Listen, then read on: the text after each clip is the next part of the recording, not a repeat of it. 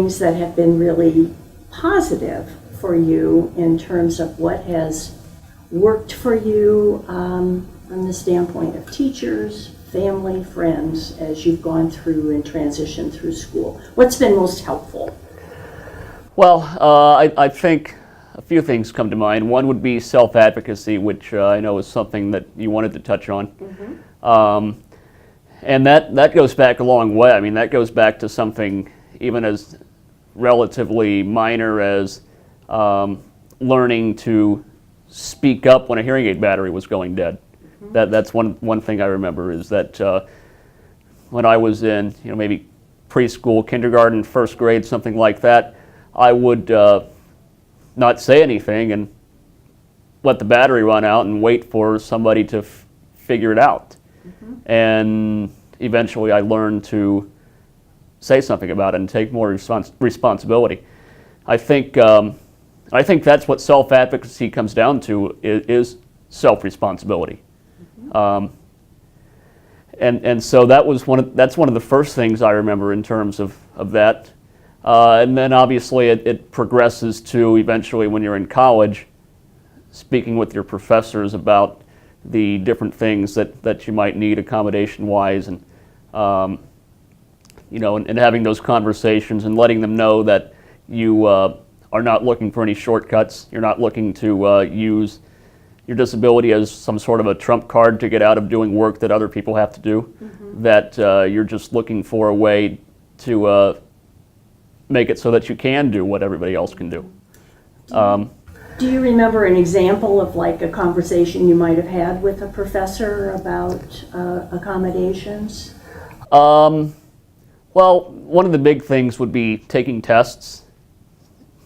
How do you want me to take tests? I'm willing to just have you email those to me and just stay in my dorm room and take those during the time when everybody else will be taking them in class. Mm-hmm. I can do it that way, if you trust me to not take that as a chance to look answers up and cheat or something like that. Mm-hmm.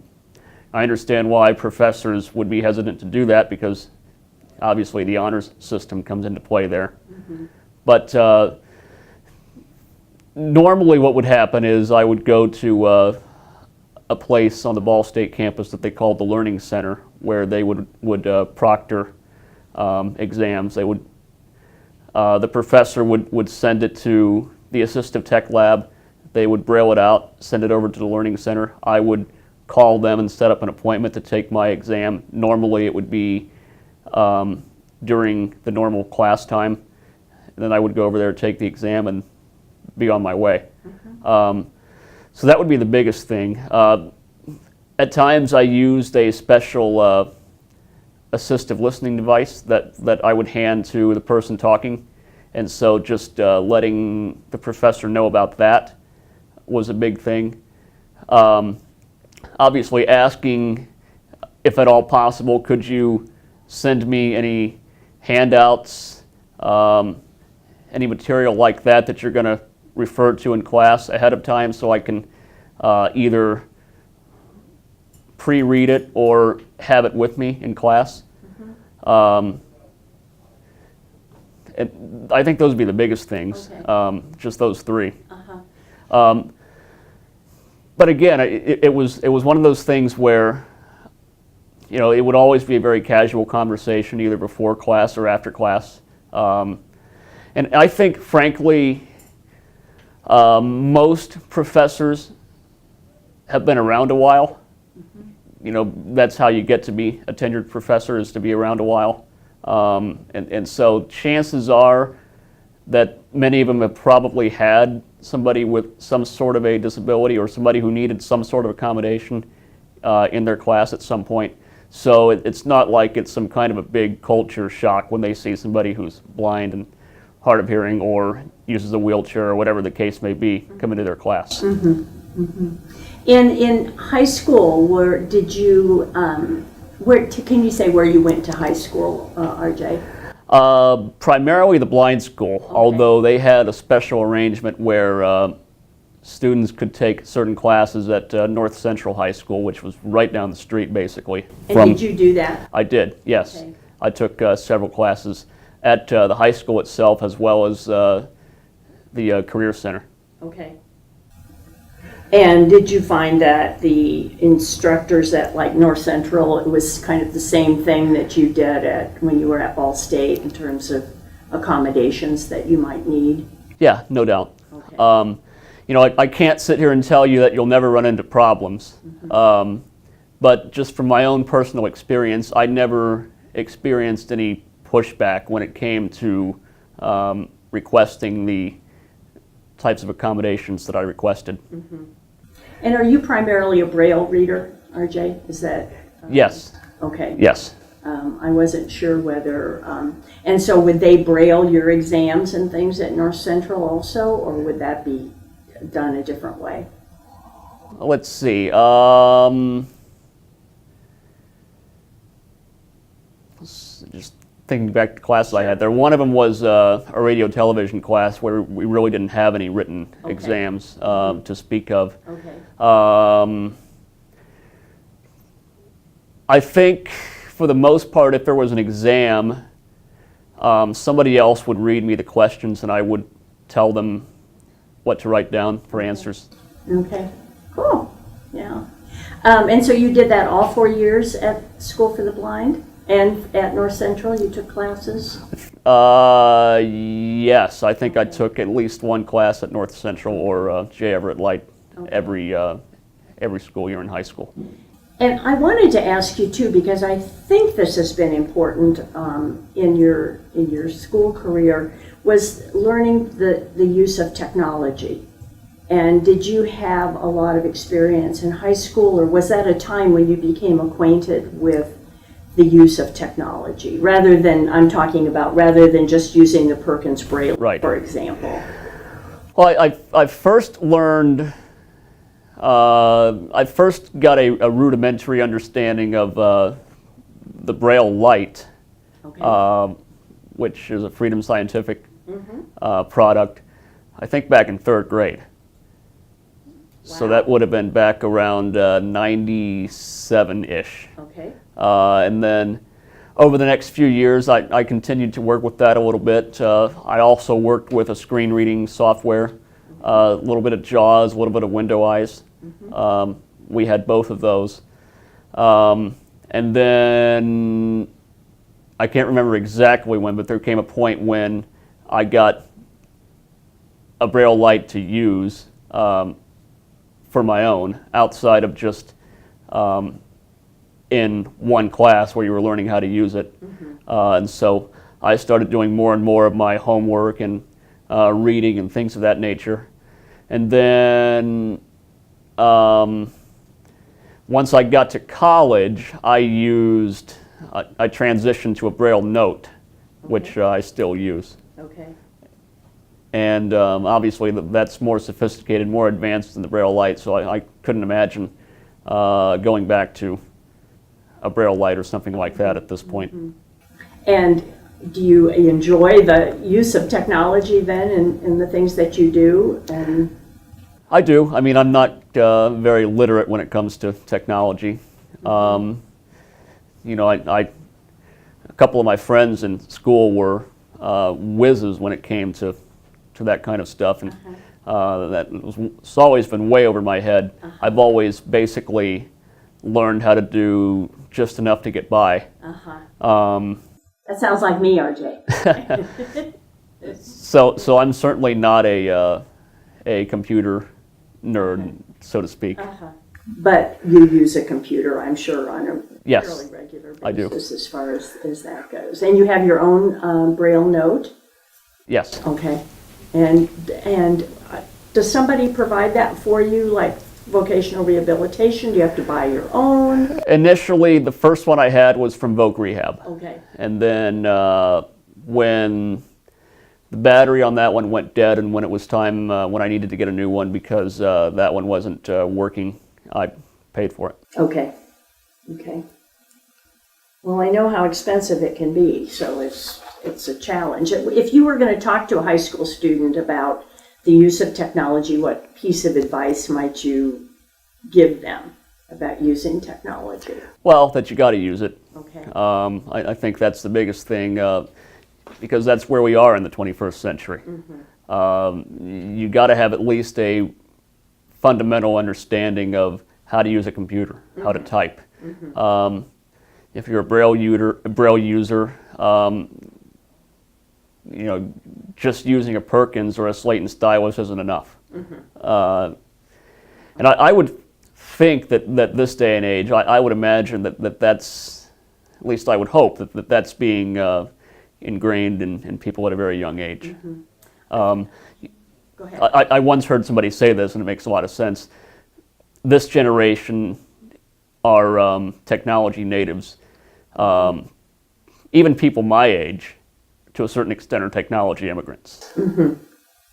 Yeah, I've heard that too. I know I'm an immigrant, but I'm like an old immigrant. But you hear about digital natives and digital immigrants, and yeah. Okay. One thing I would point out in terms of my experience at the blind school, I think that's also important. I think it's just generally, not necessarily one specific thing, but generally setting the tone that your disability is not an excuse. Okay. I can remember my 5th grade teacher oftentimes saying to classes that would come in from other mainstream schools on field trips, basically he would say, you know, we have basically all the same classes you have. We do things basically the same way you do at your public schools. And that was very true.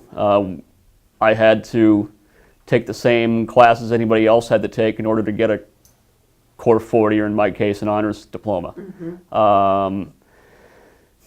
You know, there were no shortcuts. There were no cutting corners. So I think that's just the biggest thing. It is not, again, not letting your disability being an excuse, and having that tone set at a very young age. And I would say that to parents as well. You know, because kids take their cue from adults that they trust. And if the people they trust are constantly worrying about the fact that there's a disability involved, and or they're constantly letting you get away with you know, not having to do certain things and being able to say, well, I can't do that because I'm whatever, then that's something that's going to be hard to overcome. It sounds like that's been important to you your whole life too. Yeah, I mean, I think I've been around adults, even adults that weren't at the blind school, that have always pushed me to be the best I can be, regardless of my disabilities. So let's talk just a little bit about your getting ready to go to college, for example. Now, can you talk a little bit about how you chose the college you wanted to go to, what kinds of things you had to go through to apply to college, and would you mind sharing a little bit about that? Well, I'll tell you first of all that the way I did it is not the way I would recommend other people to do it. Okay. And that's because I basically looked at one college and went to that college, Okay. Ball State. And, you know, that's not the way you should do it. Okay. The way you should do it is to look at several, and not just lock in on one. You know, it doesn't hurt to see what else is out there. Even if you decide that there's another place that you don't really like very much, you know, you can always go back to your first choice. Now, having said that, I don't regret my decision ultimately to go to Ball State. I had a very good 4 years there, and you know, if I had to do the whole process over again, I would have no issue with choosing Ball State again. So my comment has nothing to do with Ball State University. It has everything to do with just the fact that I want to outline for people that you know, I put in that caveat that this is how I did it. This is not necessarily the way I would tell you to do it, so that you know, it doesn't sound like I'm being hypocritical. But in terms of the college process, the application process, I'm not sure I recall a whole lot about that, other than that I took a couple of days off from school to go to Muncie. Okay. And I had the chance to meet with the director of disabled student development up there, Okay. and that was a good meeting. Okay. So that's helpful. I had a chance to talk to a couple of other people that were Ball State students that were also blind, Okay. and so that certainly helped. I think in terms of picking a college, I think you just have to decide what are your priorities. What do you want? Do you want an in-state school? Is money an issue for you? If that's the case, you're going to want to look at maybe even a junior college route. You're going to want to look at, again, state schools. Certainly you're going to want to see what types of scholarships you can get. You're going to want to do a really good job of studying for and then taking the SAT and or the ACT. And I believe you're able to take both of those an infinite number of times. So it's not like one strike and you're out. If you don't get the score you're looking for, you can go back and do it again. So I would exercise all avenues in terms of making myself as ready for that as possible. And what you've gone through here and said, RJ, is very much what you said at the beginning when we were in the other room, was around that it's not a whole lot different than what individuals without disabilities have to do. No doubt. Exactly. Yeah, those are things that I would recommend for anybody, regardless of disabilities or non-disabilities. You did the very same things that they would do. Tell me about your orientation and mobility on campus. Was that, because Ball State's a pretty big campus, was that a challenge for you, or? Well, I was able to memorize the routes, Okay. certainly within the building. Okay. I would memorize how to get to, like there was one street or one block, I guess you would say, where a lot of classes were, and so I was able to navigate that very well. I took the what they called the demand response bus quite a bit. Okay. That's how I would get. That's how I would cover larger distances, especially where street crossings were concerned. But I worked with a mobility instructor usually for a few hours at the beginning of every semester, just getting familiarized with how to get to various bus stops to where I needed to go. Did you live on campus or off campus? I lived on campus. On campus. So in a dorm. And that's another thing. In the 4 years I was on campus, I always lived in the dorm, and it was kind of out of the way of where all the classes were. Okay. Okay. So you had to have some like bus transportation or Right. something to get to where you wanted to be. Yes. For your classes and stuff. Did you take full caseloads each semester? Yeah, it was always 12 to 15 hours. I was always a full-time student. Okay. And Got everything done in 4 years. what was your major? I think I know, but It was telecommunications. telecommunications. Yeah. They're really known for that program, I think, too. So it sounds like you selected a really good school for what you really wanted to do. Yeah, and that's pretty much why I went there, is that I knew the reputation that Ball State had. Did you have, if you majored in telecommunications, did you have a specialty that you were really, I don't know anything about it, RJ, but. Well, when I was there, they had several, Okay. what they called options. Okay. And the one I chose was news. Okay. They've adjusted the curriculum since I've left. In fact, I was one of the last classes to be grandfathered into the old curriculum, so they were already using the new one for freshmen and maybe sophomores by the time I left. So I can't really speak intelligently about what they do now, but that's how it was when I was there. Okay. Okay. And you used a good bit of technology, I would assume, there also. I mean, Yeah. having a whole room full of Braille books would leave you no place to sleep, I would think, practically, so you had to use technology for school.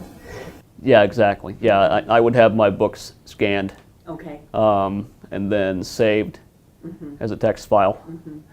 Then I could either read those or listen to them via the screen reader.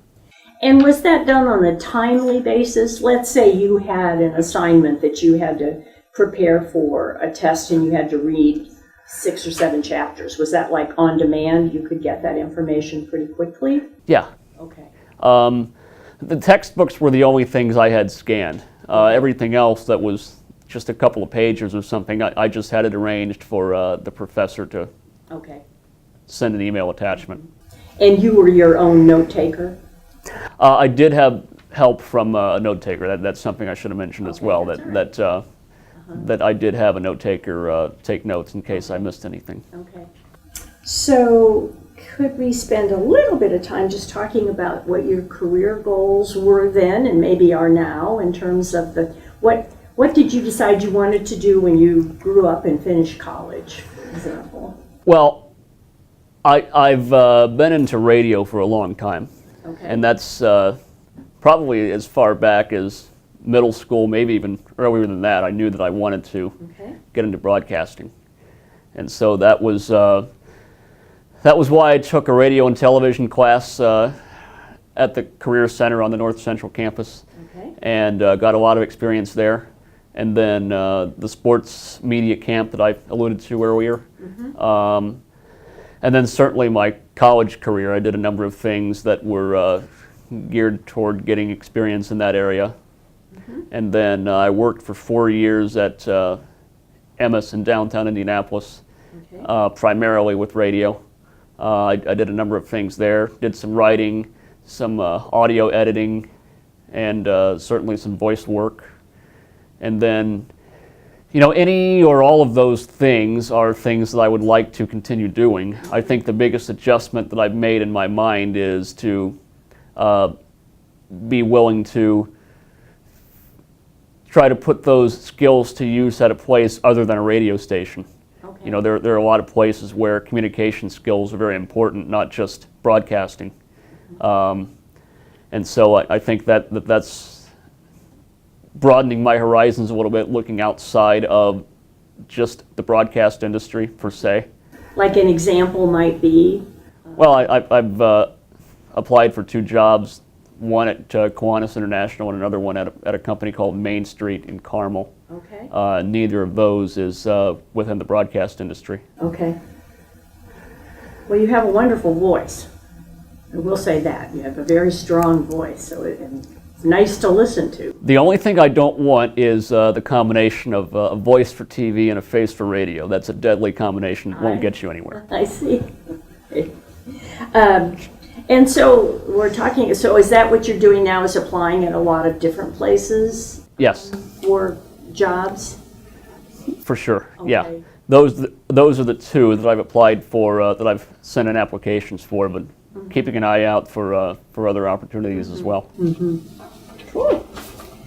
Okay, maybe we could talk just a little bit about, you've already mentioned a little bit about this, but maybe we could expand on it a little bit.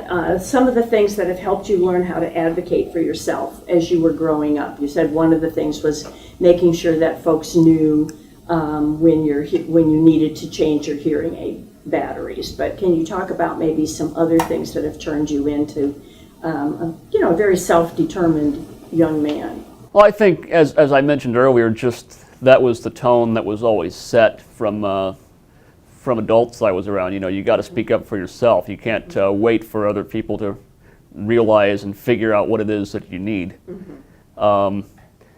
So, again, I think that was the biggest thing. And then, obviously, the realization that, once I got into high school and eventually once I got into college, that, it's kind of time to put your big boy pants on, so to speak, and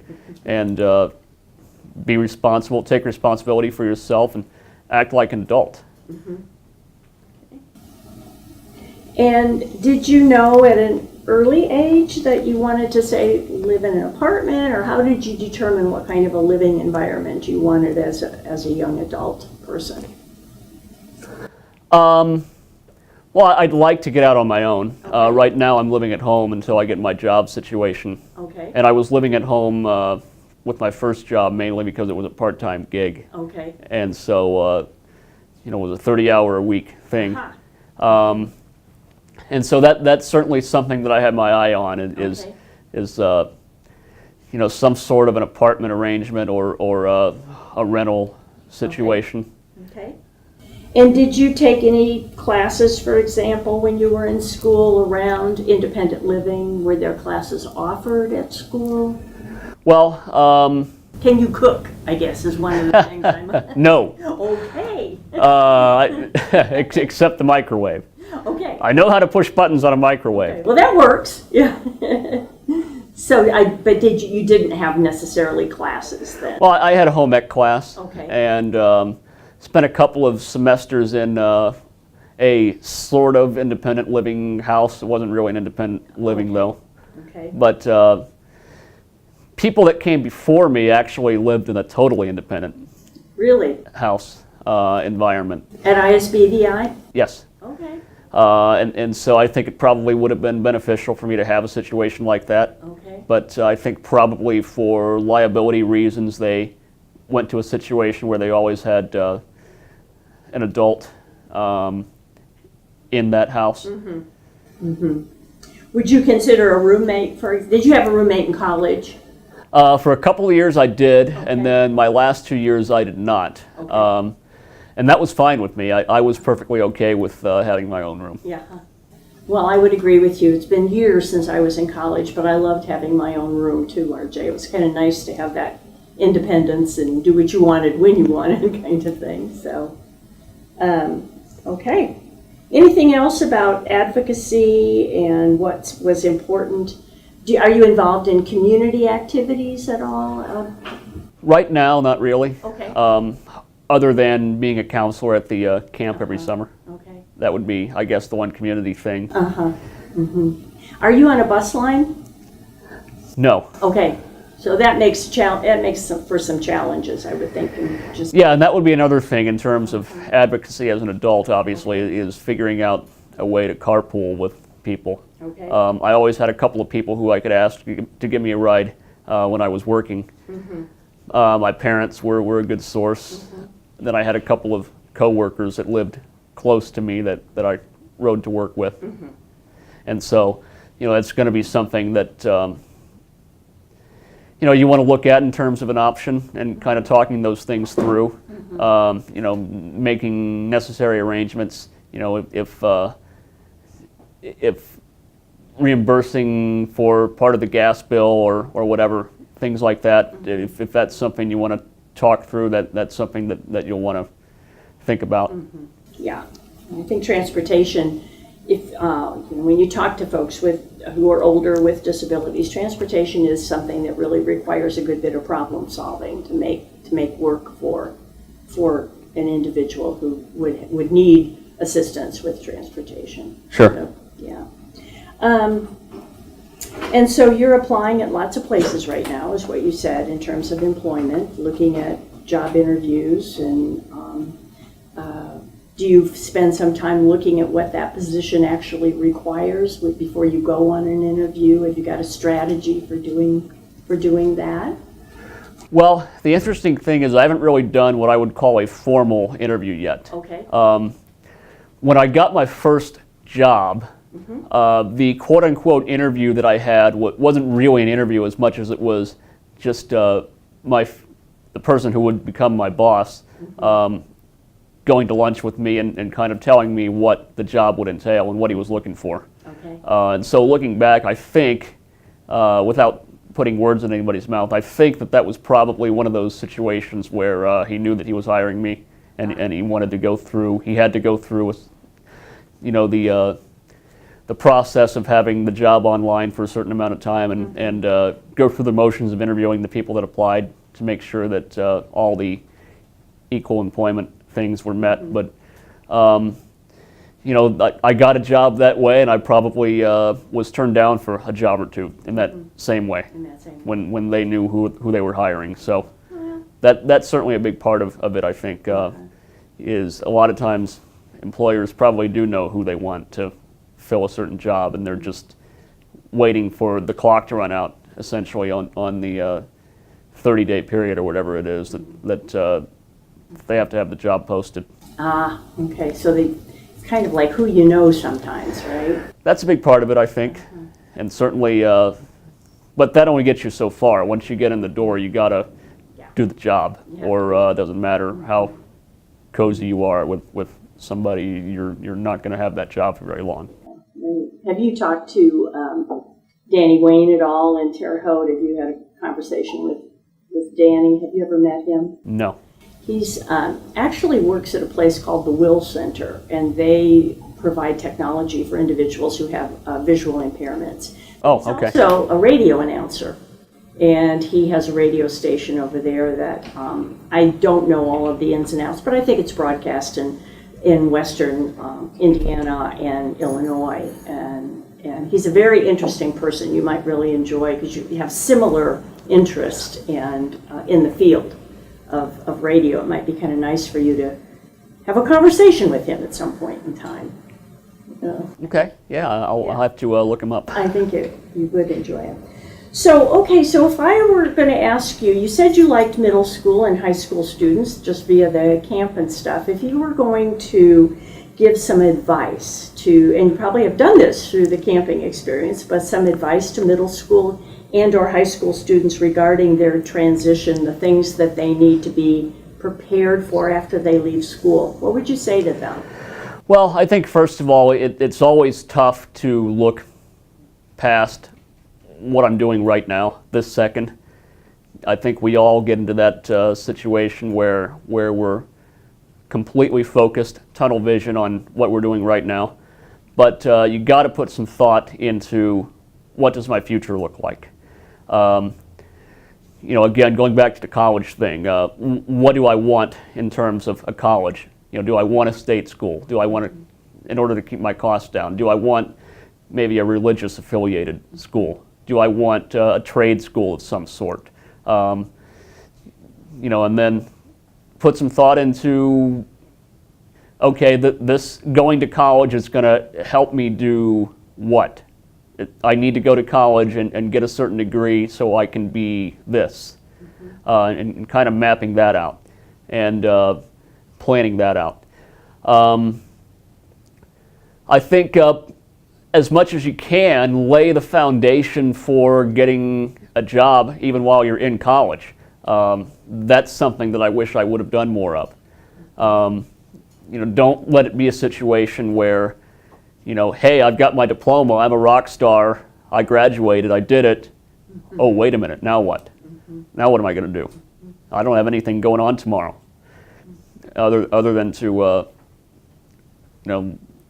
rent out a room in my parents' house, So I think certainly taking advantage of any opportunity that you can as early as possible. There's no time too early to do this, to hook up with somebody who's in your chosen line of business that you want to get into. And, even if it's something as trading one email or two, introducing yourself, letting them know that this is what you want to do, what would you tell somebody like me who wants to get into your business? What should I be focused on? What classes should I be taking? What type of experience should I be looking to get? And then if you feel comfortable enough, maybe you go so far as to say, hey, do you have anything I can do maybe over the summer as a part-time job? Or is there a way I can do an internship? Or even just something as minor as, can I spend a half day following you or somebody in your building around and just pester them with all types of questions, just to learn as much as possible. In the field, we use the term job shadowing lots of times for for high school students. Absolutely, and so I think that's a big thing. Chances are your professors are going to have some connection with the industry. I think a lot of times they will have worked in that particular industry before becoming professors. And so, just asking them, hey, do you know anybody that you can put me in touch with that might be able to help me out? That maybe not help me out, but that I can help out. That's the way I would always phrase it. Is there anybody anything that I can do for somebody? Again, job shadowing, the same types of things that I've mentioned.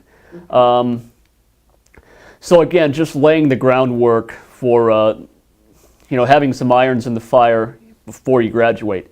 And if all goes really well, I knew a couple of people that I went to class with that had a job, that were already hired for a job, and were able to start basically right after graduation. Oh. So if things go really well, maybe you are able to take it that far. And certainly the thing that I would say that applies to anybody is watch what you're putting on social media, really. That should go without saying, but unfortunately there are too many examples where it seems that people don't know that. Once you hit send, there's no unsending it. That horse is out of the barn, and you're not getting it back in. And it can be seen by any of the 8 billion or however many people there are in this world. And that includes potential employers. And so, you got to have your brain plugged in when you're on Twitter, or when you're on Facebook, or when you're putting stuff on Instagram, or when you're uploading videos to YouTube. You got to be thinking about, what impression am I leaving with people when I post this? If I were somebody else and I saw R.J. Crace put this online, what would I think of R.J. Crace? Would I think he's somebody that I would want representing my brand if I were an employer? Am I okay with anybody in the world seeing this? Because anybody in the world can see this, including people that can have a big impact on your life, good or bad. So, there's been a lot of discussion about what our rights are, and that we have a right to free speech, and that's all true. We do have a right to free speech. But it turns out everybody else has a right to respond to our free speech in any way they choose. So that includes, again, prospective employers have a right to look at something you put online and say, you know what, I don't want this guy working for me. So I think that's something that, again, shouldn't have to be talked about, but in some ways it's maybe the most important thing I've said all day. I think you're very insightful about that, and I think you're right. You hear horror stories a lot of the time about folks who put things out there and then definitely regret that they ever said that or put it out where, like you said, 80 million or however million people could see it. So that would be good advice for young folks, to be careful. Yeah, and again, you're not, once you get a job, you're representing the company, you're representing that brand. And so again, you got to be thinking about, you got to put yourself in your employer's shoes sometimes and say, how would I want my employees to conduct themselves and represent me? Thank you. That's great. And then I also wanted to just ask you a couple more questions. One was, what kind of advice might you have for parents whose son or daughter is in high school in terms of the future for them, for their transition? What would you say to moms and dads, or grandmas and grandpas, as far as that goes? Well, I mean, I think, again, it goes back to setting a tone from a very young age, that you're going to get an education. That's not something that we negotiate around here. That's not something where there's any give and take. You're going to get an education, and you're going to have a plan for what you're going to do after high school. And again, it doesn't have to be a 4-year college. There are any number of things you can do to get yourself in position to be successful as an adult. But it's planting those seeds as early as possible and continuing to harp on that, and continuing to push your kids toward doing those types of things, whether they particularly want to do it or enjoy doing it or not. Because you're the adult, you've been through all of this, you've been there, done that. You know what it takes to be successful as an adult. So having really high expectations for your child. Absolutely. Pushing them to be the best they can be, even if they're a straight A student. There's always a little bit more out there for you to do, no matter how good you think you are. And again, going back to what I said earlier about the disability thing, if you yourself don't use your kid's disability as an excuse, that sets the tone for them that they're not going to use that as an excuse. Well, I'm sure your parents had high expectations for you, and from just the things you've said, that's obviously been instilled in you from a very young age, or so it seems anyway. Well, and I think probably part of it is because they're deaf, and my three brothers are deaf, and so I think that's, it's not one of those things where you're going to get a whole lot of sympathy because you're not alone. What about teachers? We talked a little bit about parents and what you might say to students. What are some words of advice for teachers that are working with students who either have or don't have disabilities, but primarily have disabilities? Well, I think, again, I would probably repeat myself in a lot of the things I've said. I think it's just about not using the disabilities as an excuse. I think it's about, really, as much as possible, obviously you have a curriculum you got to follow, so your hands are tied to a certain extent, but as much as possible getting your students to think about what they're going to do when they're no longer students. Think beyond today. Think beyond, who am I going to ask to the Christmas dance, or think beyond, who's flirting with who in the hallway, and those types of relatively mundane things that we thought about when we were teenagers and whatnot. There's a lot of life left to live outside of today, and yes, you want to live for today and make the most of today, but God willing, you're going to be around for a long time, and so what are you going to do with the decades and decades and decades that you have left to live? Did you or can you recall specific teachers, and I don't mean names for teachers, but who gave you advice or who you remember very fondly in terms of helping you with your particular high school career? Well, I think a couple of things stand out. When I was in 5th grade, I had just gotten done with an assignment, and I had my teacher look at it, excuse me, and I said, "Is this good enough?" And I don't remember exactly what he said, but it was something along the lines of, "What do you mean, is this good enough?" In other words, you don't want to settle for just good enough. You want to be the best you can be. So, the question I should have asked is, can you look at this and tell me what I can do better? Where can I improve? So not settling for just good enough would be one thing that I certainly learned. I think another piece of advice that stands out is from the same teacher is oftentimes I or another of my classmates would ask, "Are we getting graded on this assignment?" And he would say, "You're always being graded." Not just with homework. He wasn't just talking about work that you turned in. He was talking about every day. Somebody is always evaluating you. You got to assume that. Even if you don't think anybody's watching, somebody could be watching you. Somebody could be making notes. The thing that comes to mind for me is that, what if there's somebody who 10 years from now might see your name somewhere and say, "Oh, I remember that person from back when he was in 7th grade or whatever, and he was very well behaved, he was very respectful, he was a hard worker, he did this, he did that. I want to get in touch with him and see if he wants to come work for me, because I think there's a place for him in this company."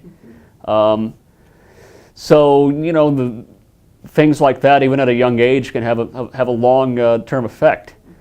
One other thing that comes to mind is I had a teacher in high school who stressed the importance of knowing a little bit about a lot. Being able to walk into conceivably any conversation and be able to make a positive contribution to that conversation, even if you're not an expert on a certain topic. Being able to actively participate in that discussion. So I think those are the three things that resonate with me the most. trying to think of anything else. I wrestled for a few years, and one thing I remember my wrestling coach saying a lot is, how badly do you want it? That's something that obviously he was talking about the wrestling mat, but you know, that certainly applies to a lot of things in life too. Were you involved in social activities in high school too, RJ, or specific like organizational kinds of things when you were in school? Yeah, I did some of that. I was on what at our school was called forensics, the forensics team, which is basically a speech team.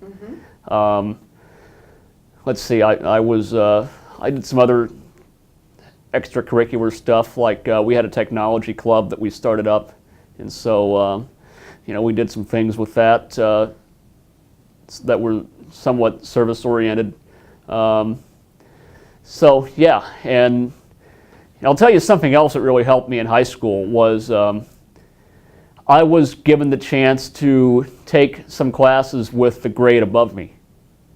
And you know, I don't say that to be braggadocious, but you know, it was a situation where the people in my own grade, there were some that were very bright, and there were others that were, you know, a little bit behind, and so they weren't. I wasn't really being pushed as much as I was being in an English class with students that were a year older than me, and they were all bright. I mean, they all went to college, and they were all honor roll students, and you know, they were all very smart.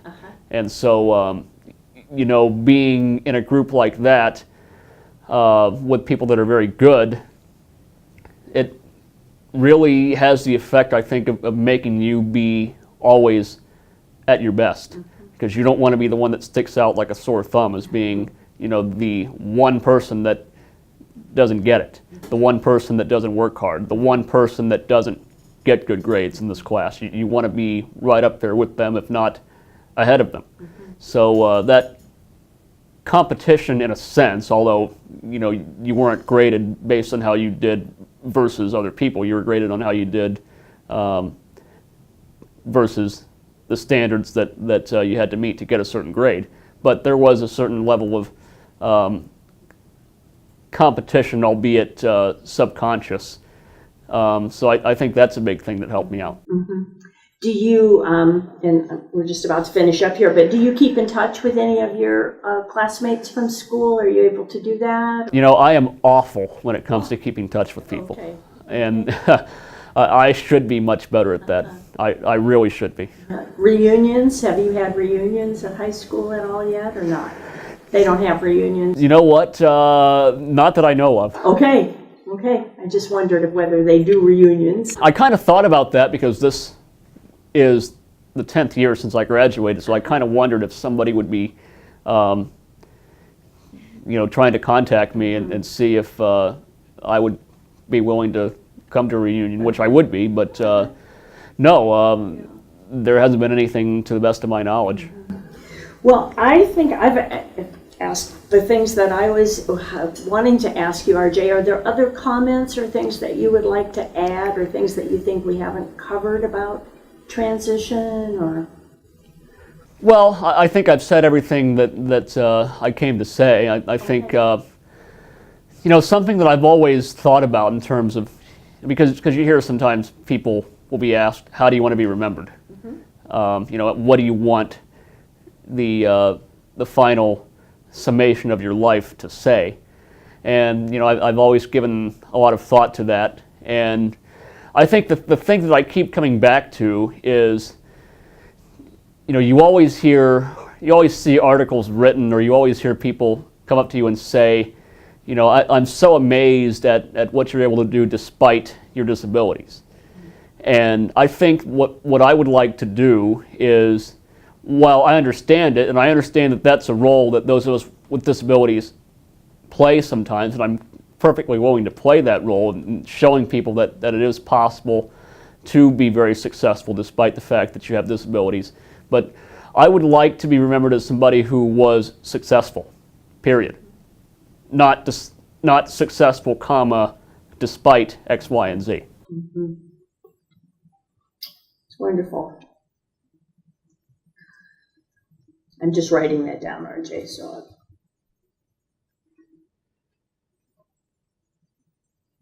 and I'm a slow writer.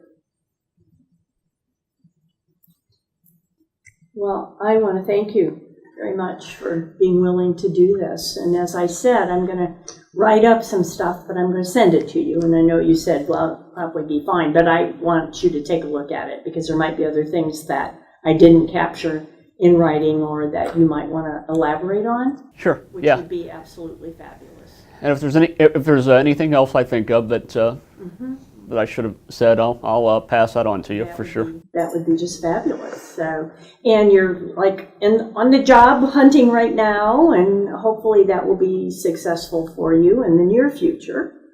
I sure hope so. Yeah. When did you leave the company in Indy? October of 14. Okay, so you've been looking for a while. I've been looking for a while, yeah. Looking for a while, but anxious to. Have you thought about more education at all? Is there anything that would be of interest to you or not? You know, my philosophy on graduate work and things of that nature has always been that, you know, number one, I think that there are some people that probably kind of take refuge and hide in a college classroom to kind of delay having to be in the real world, and that, you know, that's not something I want to do. I think that the only way I would ever go back to college would be if I could put a finger on exactly, okay, this is what I want to do in a couple years, and in order to get this type of job, I need a master's degree. So, you know, working backwards in a sense, knowing that there's a goal I need to reach, and in order to reach that goal, I need a master's degree. You know, I'm not going to go back to college just to get another degree, in other words. And I think a good number of people think that way. If you need a specific skill, then you probably would go back to school to learn that specific skill. But, well, thank you very much. Thank you.